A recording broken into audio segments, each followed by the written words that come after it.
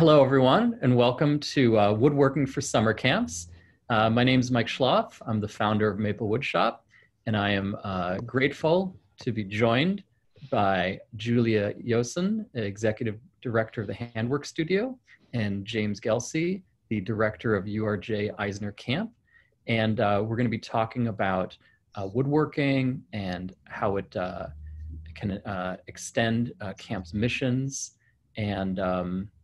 And with that, I'd like to have each of the panelists introduce themselves. For those attendees, please use the chat function. We will be answering all your questions. Yes, so let's start with Julia. And Julia, maybe you could please introduce yourself, tell us a bit about the Handwork Studio and what makes it special. Sure, yeah. So Mike introduced me. I'm with the Handwork Studio, 14 years and still going. And the Handwork Studio is based out of Philadelphia, just west of the city. We have a brick and mortar shop. And for the past 13, well, I take that back. The studio has been running for 18 years, and our concept was in needle arts, which it's not a tattoo studio. We focused on sewing, knitting, fashion design, fibers, based off of Waldorf roots, if anyone's familiar with that educational platform, and decided that this was a skill that wasn't being taught in schools or at home. And the owner of the studio, Laura Kelly, just, it was emotional and felt that this needed to be an opportunity for kids anywhere. And for better or worse, saw the need and developed a business out of it. Ran the studio for a couple years, just like after school classes, and then saw opportunity in the summer camp market. And we began to create pop-up sites. So we kept it close to Philadelphia. We were at a university down the road and realized that everything that we're doing is mobile, and saw that there's an ability for us to reach far and wide to fulfill this need for kids to really get their hands into this type of skills. And so we've taken the Handwork Studio up and down the East Coast. We were ranging from about Massachusetts to Florida, and teaching, a machine sewing course, our fiber arts course, fashion design course. And then last year we met Mike Schloff at ACA and really intrigued us with his concept, and decided that with our name being Handwork, we are not limited to just sewing and knitting, and it's really a universal word. And we were really excited to be able to consider this new programming concept. It was a little scary because for 18 years we've been doing, sewing and knitting, and, to start to deal with the different medium and training and what does that all mean, which we'll get into, how this actually works. But we actually have changed our mission into we are a place where kids learn by making, and really starting to elaborate on what type of programming we offer, all still in the vein of what handwork is about. But woodworking really allowed us to kind of dip our toe into what that realm looks like. So it's been exciting. And we've been taking woodworking on the road for last summer we were in 4 locations, and this coming summer we're going to be in 6 locations. So we're really excited about the interest that families have. It was a blockbuster program for us. So I think you'll see how this will be able to relate to really anybody in any type of programming setting. So I'm excited to be here. Thank you so much. Yeah. And James, please, can you share a bit about yourself and URJ Camp, Eisner Camp? Sure. Thanks so much, Mike. And thank you, Julia. It's fascinating. I just learned a whole lot myself. So I'm the director at Eisner Camp. We are a camp in the Berkshires in Western Massachusetts in the town of Great Barrington. We're what you would call a traditional resident camp. This will be actually our 63rd summer of continuous operation. And we're part of the Reform Movement, Union for Reform Judaism. We're one of 17 resident camps around North America. Many are what are considered regional camps, where they're placed in various parts of the country, and we attract our campers from a particular population. And then we have a handful of specialty camps that are national camps. So we have 6 Point SciTech, one on the East Coast, one on the West Coast. We have a sports academy, East Coast and West Coast, and a creative arts program on the East Coast as well. And our program, I would say, is somewhat traditional, and I think something that makes it a little different compared to other resident camps is we're camper selected activities. In a lot of camps, the traditional model in New England camping is always you stay with your cabin and you're going from here to here to here to here to here, and you do all those activities. We have a more unit-based structure, so all of the campers in the same grade level unit will be at art together, period, sports together, but they're choosing what they're doing. And they'll do these activities for, on average, 4 or 5 days. So they'll have a week of activities in a particular area. We've been, over the years, been expanding a lot of our offerings from traditional camp arts and crafts, and singing and dancing and drama and things like that.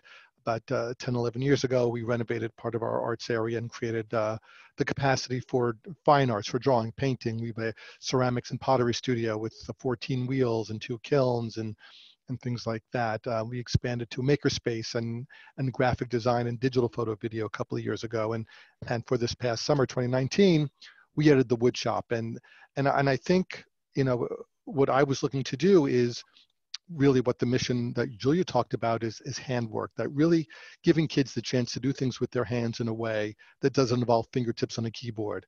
I think that there is a lot of skill, a lot of art that's slipping through our fingers, if you will, because campers aren't necessarily getting some of these experiences. So summer camp is a place to try all that. And we have the same philosophy about sports and other activities, outdoor adventure and things like that. So for us, adding this woodshop program was a no-brainer, and working with Mike has just made it seamless and really, really easy. So couldn't be happier with how things debuted there.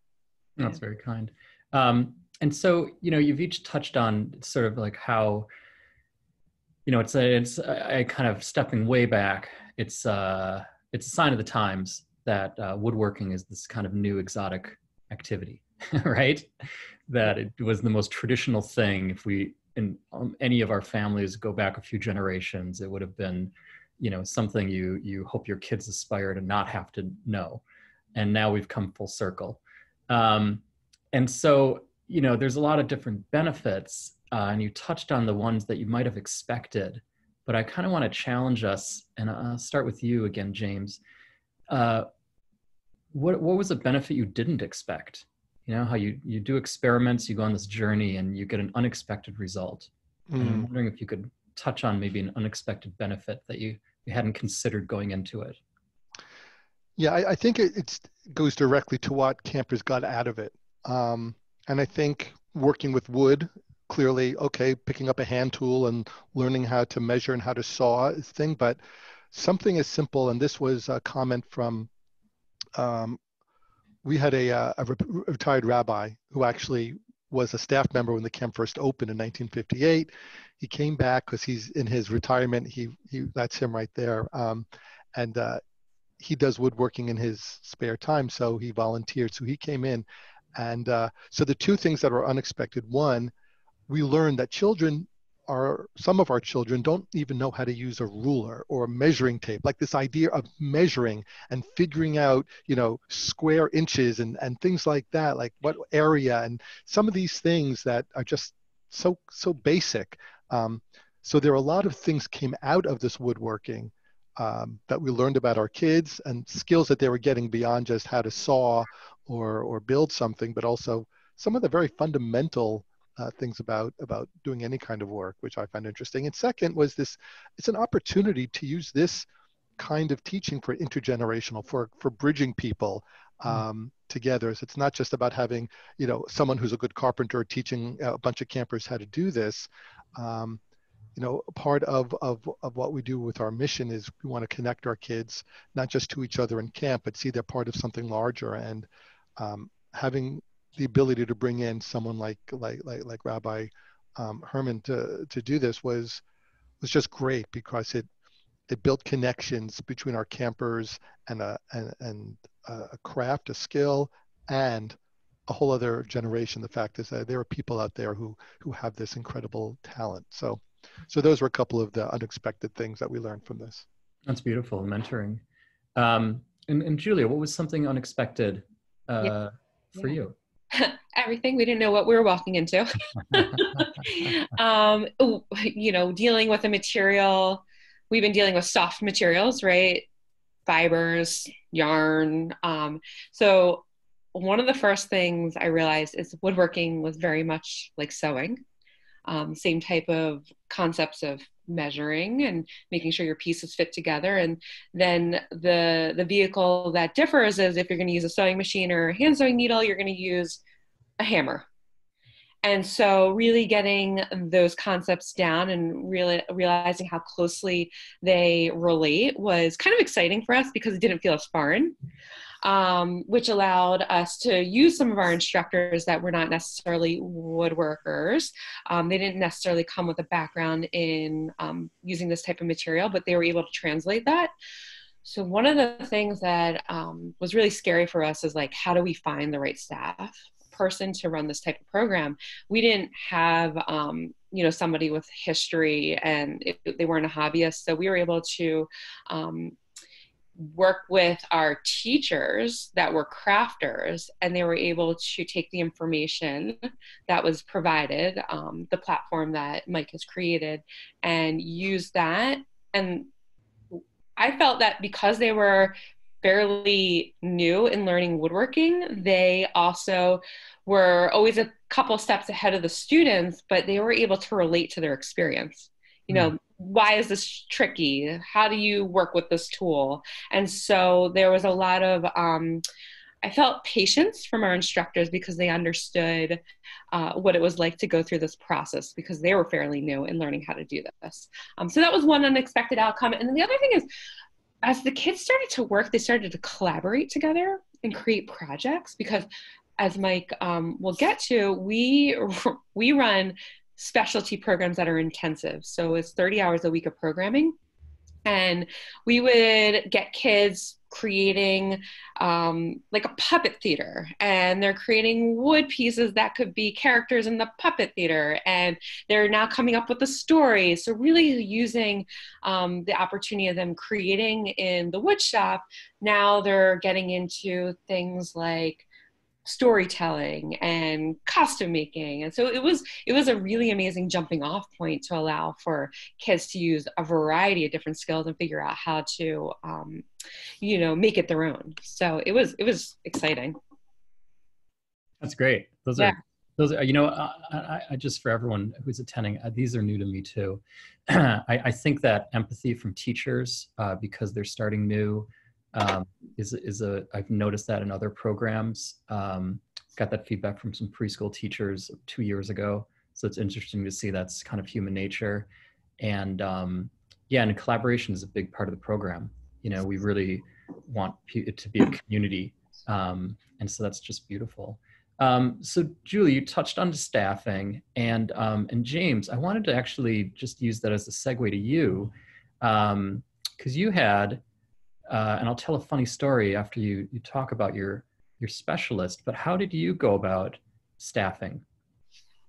Well, after my initial conversations with you and understanding what the training was going to look like, it was clear we didn't feel the need that we needed to find a master craftsman. I didn't need to call up Bob Vila, from this old house or anything to come on and be this person, but rather someone who had familiarity, with some woodcrafting, woodworking, and then we get the training.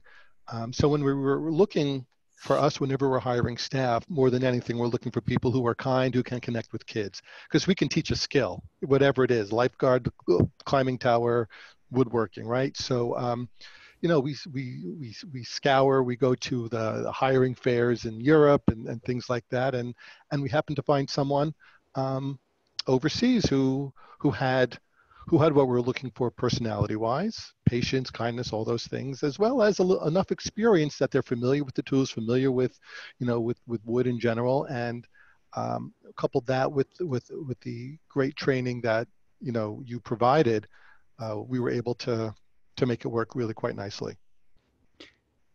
And so here's the funny story. This young man was from Australia, and it turns out that we actually are spinning up a program in Australia this year. I don't even know if you know this, James. I did not know that. Yeah, and going further, I knew where it was, and I said, "Wait, where are you from in Australia?" "Oh, Adelaide." "Wait, where in Adelaide?" "Oh, Aberfoyle Park," which is exactly the neighborhood that the program is in. So have you hired him? Like, is he working for you? We will.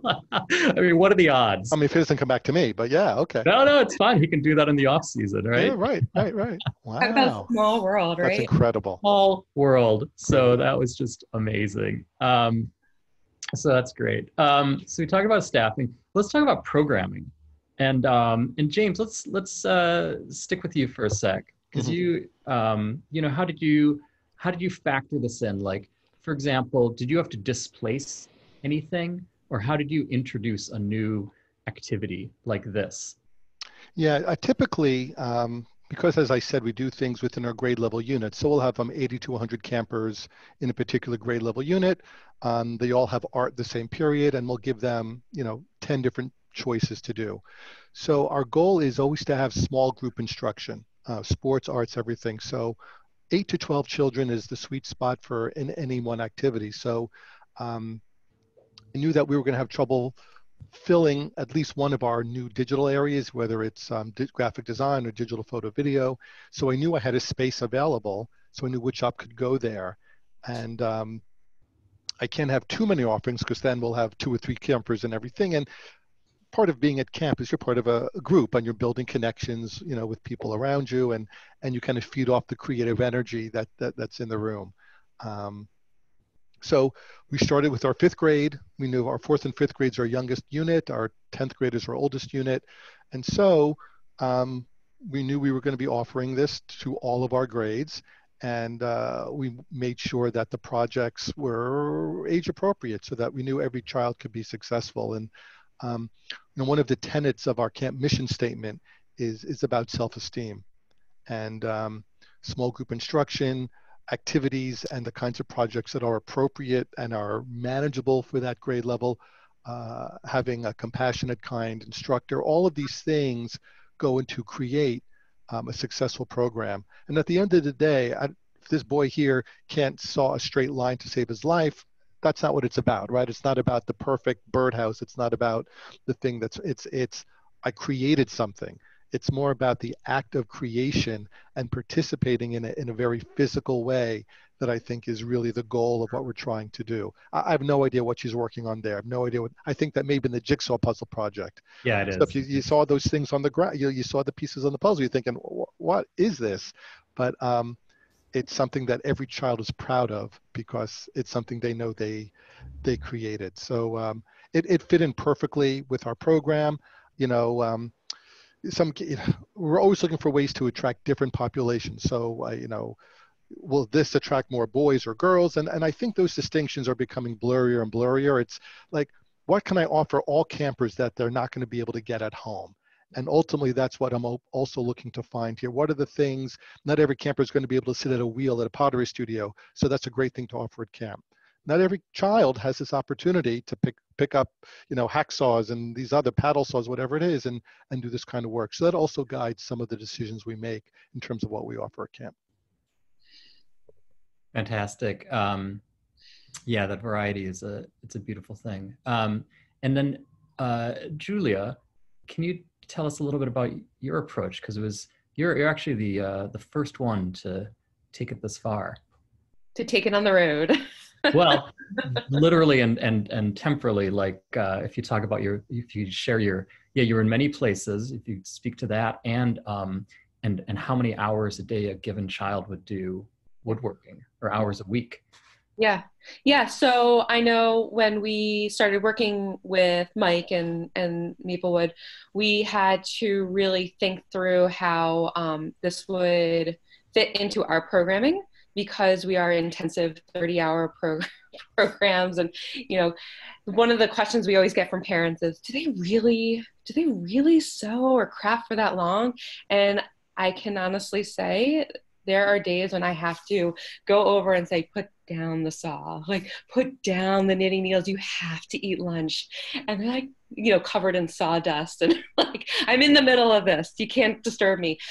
So I think there's something to be said for giving that space to really get deep into these types of projects. But we did have to figure out, what projects are going to fit appropriately in this time frame and age, like developmentally, what works with, we're starting at age 8 versus a 14-year-old. Those are going to be very different skill, like motor skills and physical skills that they're going to have. So we saw there was a lot of disparity in, how fast kids would move along in projects. Some kids will finish really fast. Some kids will take a whole week to do that jigsaw puzzle, and, they're going to be frustrated because they're breaking the saw blades and they just don't have the dexterity to move it around. And so it was really fine-tuning what the curriculum already offered and figuring out opportunities to, slow it down for some of the kids. Like, how do we add more embellishments?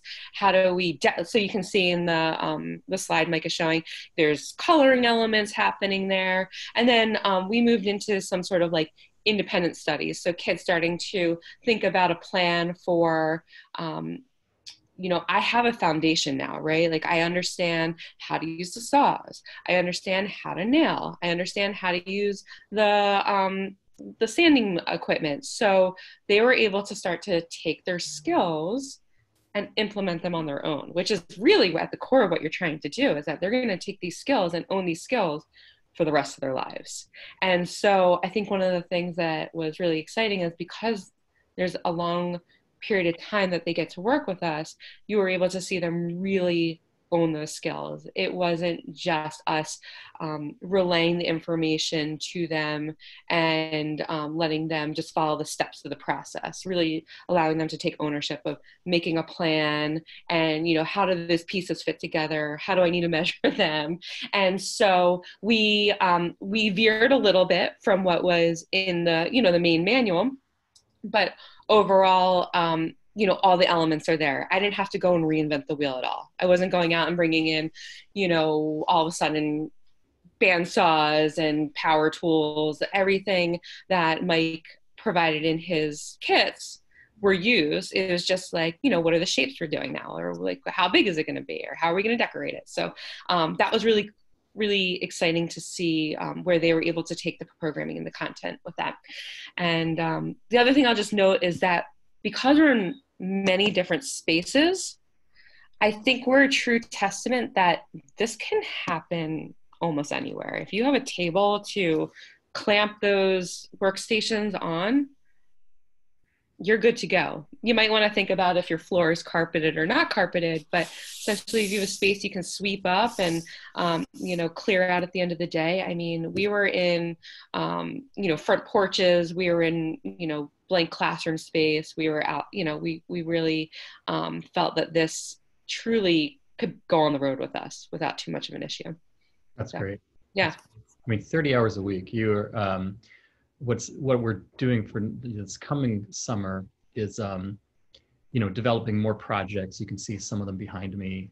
Kitchen stool, which is a real challenge, but teaches like mortise and tenon joinery, lamination of wood, learning about grain direction and grain strength. So some really advanced techniques, given that it's, hand tools for children, specifically no chisels, but otherwise, you can do a lot. And so the other thing we're going to introduce is a module where it's only woodworking techniques, like going back to classic cabinet making techniques and providing, I guess, I don't know the right word, but the methods, pure methods of joinery, so that people can take those and use those conceptual objects, if you will, and then build really whatever they want. So there's, we've built a wave hill chair. It's like an Adirondack chair, full size. These are great, like community projects where it's not just a make and take. It's something that's a legacy given to the camp. It can be built by a community of children.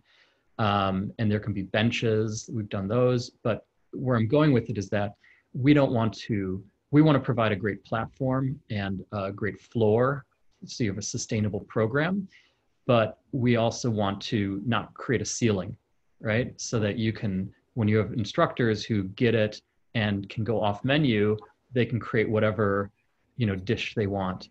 And yeah, and so it's really nice to see, I love to see where people's own individuality comes through in their projects. So that's just great. Thank you. Yeah. Kind of just a couple more questions. One is, kind of like, I'm going to put these together, which is like, what were like some hurdles that you overcame? Like this all sounds great, but let's show some warts. Like what was challenging and what's next? What's next for your camp? Like tag in that in. You want to, Julie, we're still on you. You want to? Sure. Yeah. Yeah. Well, I'm laughing because I have a vision of Laura, the owner, with a truck with all the wood in the back of the truck and a plank of wood falling off the back of the truck. So, some of the material, right? You're using a lot of wood and dealing with consumables. So grasping how much you're going to need for the however many kids you're going to have and how long you're going to run your program. So we were making trips to the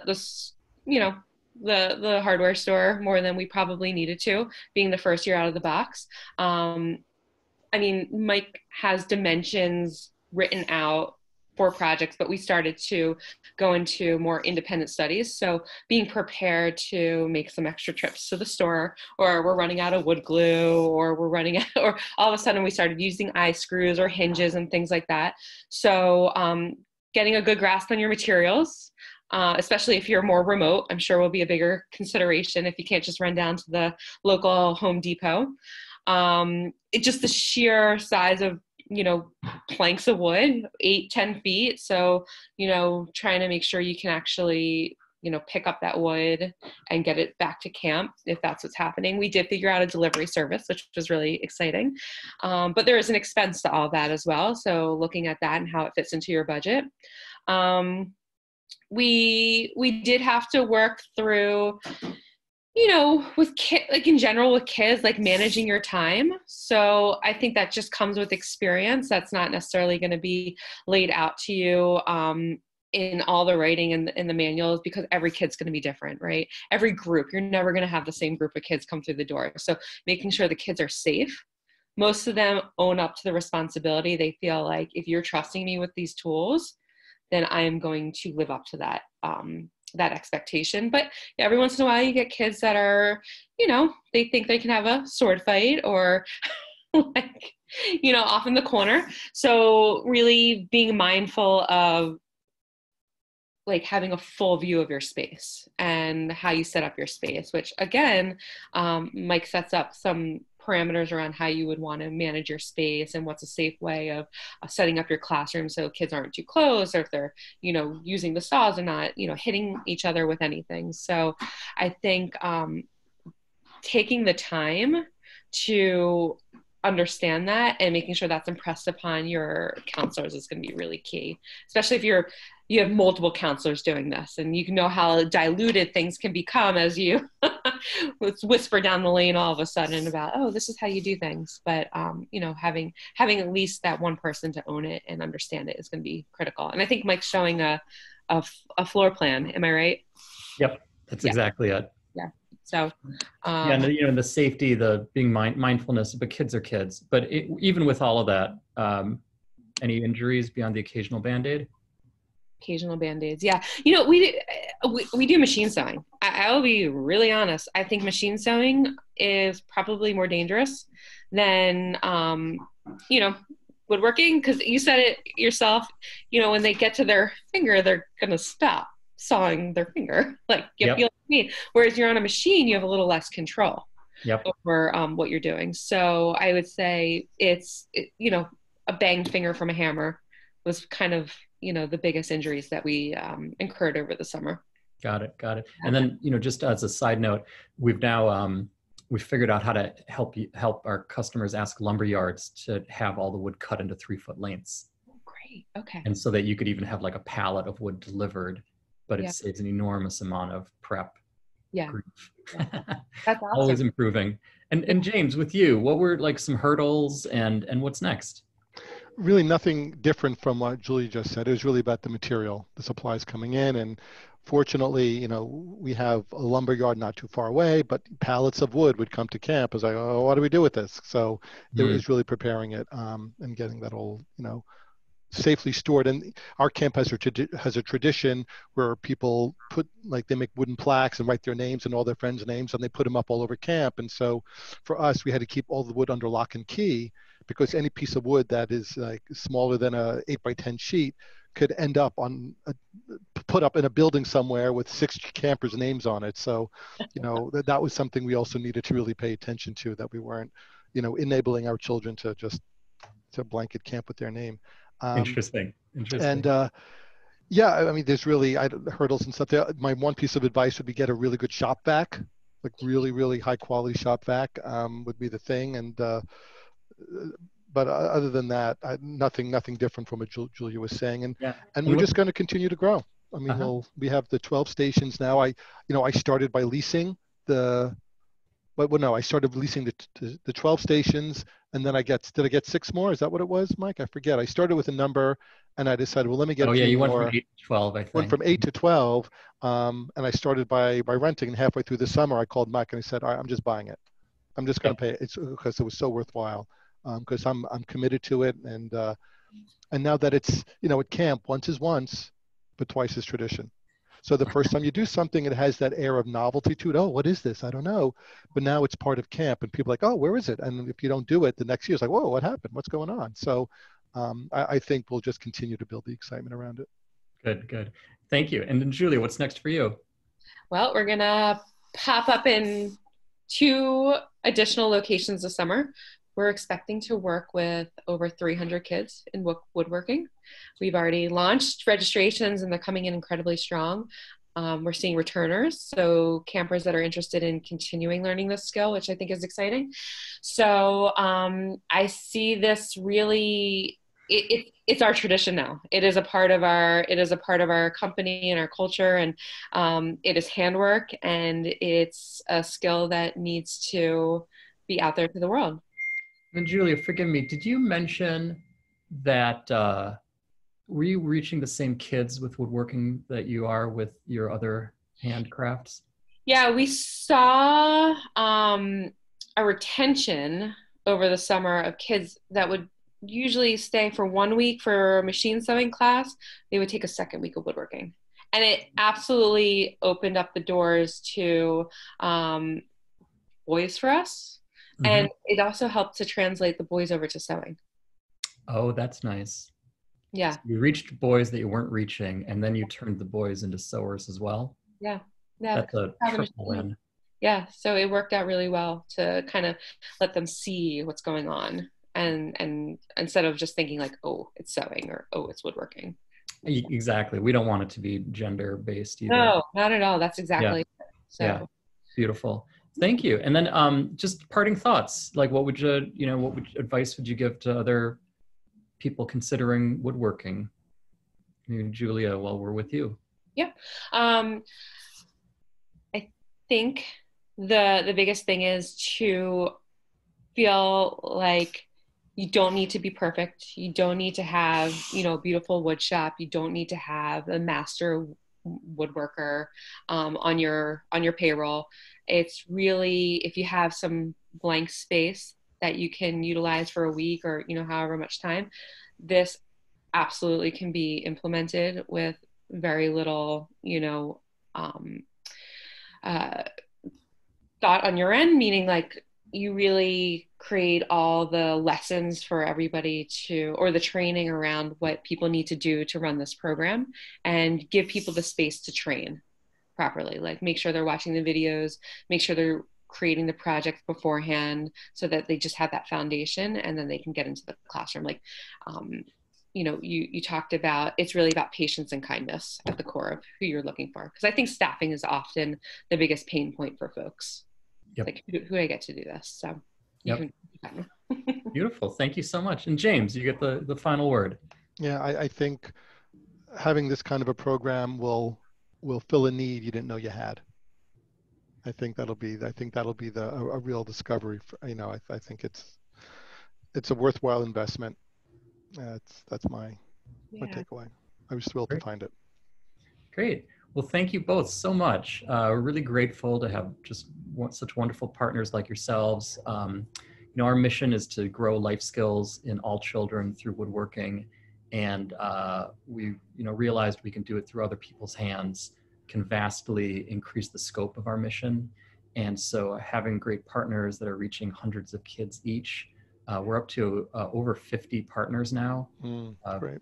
Almost all in the United States, one in Australia, and growing, and we just love to see how it's helping kids develop in terms of their collaboration skills, their creativity skills, and their confidence. So thank you all for helping us align our mission to yours, and for everyone who attended, thank you so much for your attention, and we hope we can help you too. All right. And with that, we'll say goodbye. Thank you all. Thank you. Take care. Thanks.